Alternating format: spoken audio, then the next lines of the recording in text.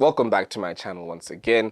Thank you for stopping by, guys. It's your favorite cine here, Cinematographer. Please, if you're new, don't forget to subscribe. And if you're returning, just give me a like or a comment. I'm not going to be mad at it, but really tell your friend to subscribe. Today we're talking about something really interesting, talking about something really close to my heart. Today we're just going to have a conversation, right? And today we're going to talk about transforming your mind, or just transforming yourself, transforming your life. And today's topic is going to be nothing changes if nothing changes.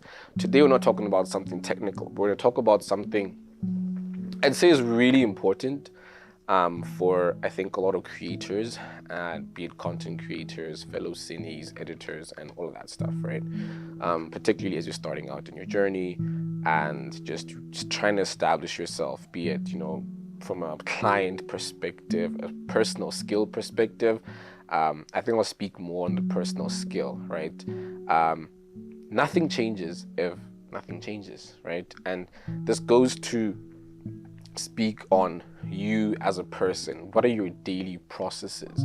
What are the things that you personally are doing and are taking conscientious actions in trying to make sure that you fulfill, or in trying to make sure that, okay, at least you're getting 1% better every day, or at least you're taking small steps towards the thing that you're trying to get to. Skill, right? Shooting. How do you get good? How do you shoot really nice stuff? How do you get it to look a certain way?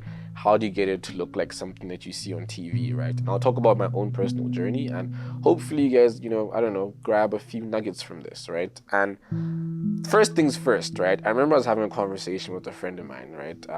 A colleague, actually.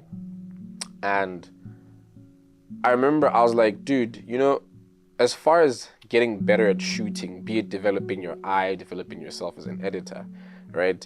There's no YouTube video that you're gonna watch that's gonna make you get it, right? There's a very old cliche in this industry. I remember when I started out, I used to watch Film Riot a lot. Shout out Film Riot. And Ryan Connolly used to say this thing where he's like, write, shoot, edit, repeat. Write, shoot, edit, repeat. And it sounds very cliche and very inconsequential, right?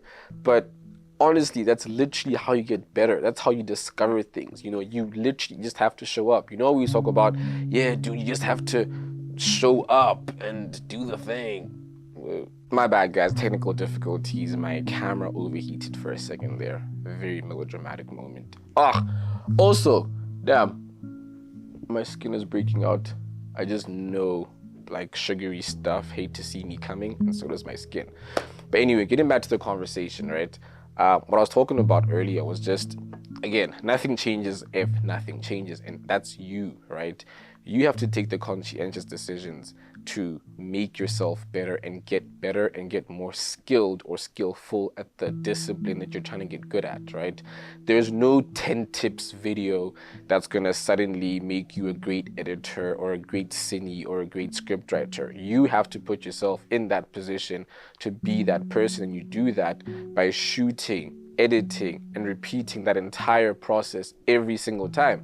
And I remember when I started, like, I would shoot almost every single week, and majority of that stuff never saw the light of day. I never posted it, never went to my YouTube, but I was always constantly practicing things, practicing techniques, practicing composition, and all of these things, because at a certain point you do realize that it's not gonna get better through a YouTube video or through a conversation like this. And granted, yes, they have their own value as far as serving as a bit of motivation or inspiration to go look for other things or to remain teachable and all that stuff. But ultimately, you get better by just doing the thing and exposing yourself to more, or exposing yourself to as much, as many different things as possible. You know what I mean?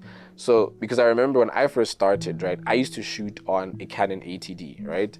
And Canon DSLRs never had log or any sort of like video log picture profile, right? And I remember I'd try and shoot. Sometimes I'd use neutral and really try to desaturate the colors as much as possible, but I could never recover those colors to the full capacity, or I could never have as much room to play with. And it wasn't until I was watching a video on YouTube, and it was completely unrelated. It was probably like a vlog like this or just a video like this of somebody talking. And I remember that dude was like, yeah, so after shooting this thing and this thing and this thing, I actually forgot that I'd actually have to spend some time color grading the footage because I was shooting CineStyle. And I was like, CineStyle? What the hell is CineStyle?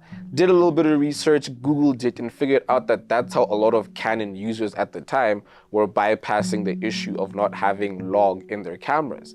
And the minute I started shooting CineStyle, a lot of my footage really started to have that cinematic look, and I was able to play around with more colors, and it was just a lot more visually interesting, you know what I mean? But I would have never come across that tip, I would have never come across that fact if I wasn't constantly trying to engage with the content, constantly trying to engage with the material, learning as much as I can, and then going to test it, you know what I mean? And I remember at that time as well, I would shoot the most random things, because as long as there's an opportunity for me to shoot something that I hadn't shot before, whether I did it for free, whether I was paid peanuts for it or whatever, I did it wholeheartedly, because I was like, in as much as this is not like a monetary gain right now, but every single thing that I do shoot counts to my 10,000 hours to getting better at this thing. And I can't say that there's a particular day where you realize that, okay, I can actually shoot something really cool, or I think I've mastered composition. Like, it's really an evolutionary process, every week, every day, every month, every year, you look at your stuff, you look at the things that you shot, you look at how it might have looked, and over that, you kind of take in that inventory, and you get better, you get better every day, So I think that was the biggest mind shift for me, which is I have to take those conscientious decisions to learn and expose myself to a lot more. And again, the reason why I say expose yourself to a lot more is somebody can shoot every day, but only shoot during noon, or just whenever the lighting is really terrible. But it's you have to take it upon yourself to think, okay, let me try shooting something at dusk. Let me try shooting something at sunset, sunrise, dawn, all these different hours, to really get a feel of how the color temperatures look, or how the color temperatures affect your lighting and overall color in your scene as the day progresses, so that when you start to make suggestions and you start being responsible for what time we're shooting, when, what conditions, what location, all of these things, there are things that you have experience with, and you're not kind of learning on the go, because there is going to be a point, hopefully, I'm hoping for you guys as well, where you're going to be in charge of those decisions. And when you have to make that decision, there's going to be a lot on the line, and you don't want to leave a lot of things to chance in that regard, So that was I think one of the biggest things for me, which is shoot as much as you possibly can, whatever you can, and try to vary it as much as you possibly can, because that is where the value that you're looking for in getting better is going to come from. My bad, guys, the lighting is running away from me, right? But that was the other thing. The second thing, ironically, coming into this second topic, is lighting, right? And I'll speak to the cineas here, and I suppose other videographers and stuff like that, right? When I first started, I had zero access to light, right? And obviously it meant that I couldn't expose myself to light. Duh, obviously, right? But what that meant was I had to get really good at shooting with natural light. So using the time of day, using the type of location, whether it's a house, near a window, near an open door, or whatever it might have been, I had to master that. And you know what? Granted, I did. But obviously, when you're really new into the space, you really fantasize and dream about using lights and all of these things. Little did I know when I finally got to film school that, and which is very ironic because I'm a cine, right? Is dealing with lights is a completely different headache, was a completely new realm to kind of operate in, you know what I mean? Because I always like to joke and say, being a cine, right, and when you have to sort of figure out your lighting, right, and just work with lights in general, I'm always being a cine is almost you have 3 lights on or more, and you're telling this one light, you shine over here, and you shine over there, and you shine over here. Now, I don't know if you know how light works, right? But that thing kind of spills all over the place, you know what I mean?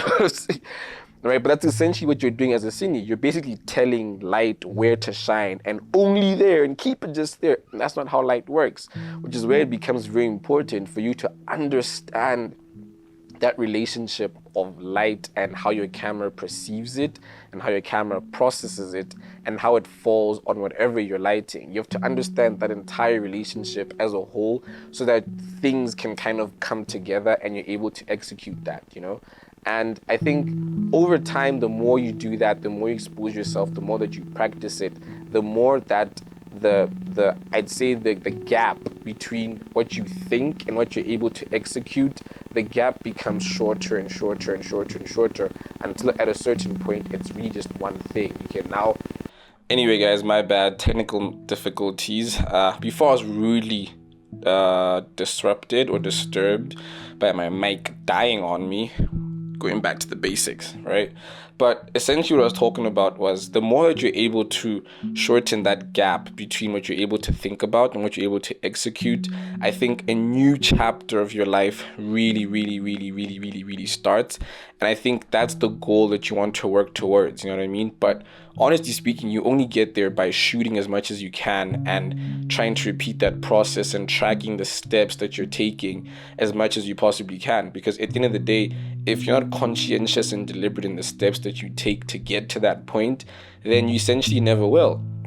And, you know, going back to what I was talking about in the beginning, where I was mentioning how the tips that you're looking for are not going to be in a 10 tips on how to get the best editing or 5 cinematic movements to get for this or get this a lot pack and this and all of that stuff. It's going to take you actually going out there and doing the things that you need to do in order to get the results that you want. And it's a grueling journey in the sense that you're going to be doing a whole bunch of trial and error.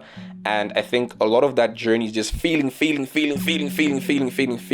you get there. But honestly speaking, that was just my 2 cents for today, guys. You know, nothing changes if nothing changes. If you don't take those steps, if you don't take the deliberate steps, if you don't put in the effort to be better than you were yesterday, it's not going to happen overnight, but you sure as hell can take the steps to get there. But that was just my little 2 cents from me. Guys, it's been absolutely amazing having you here with all the technical difficulties that we had here on day 5.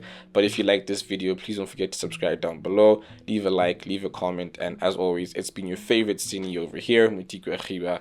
I'll see you guys on day 6.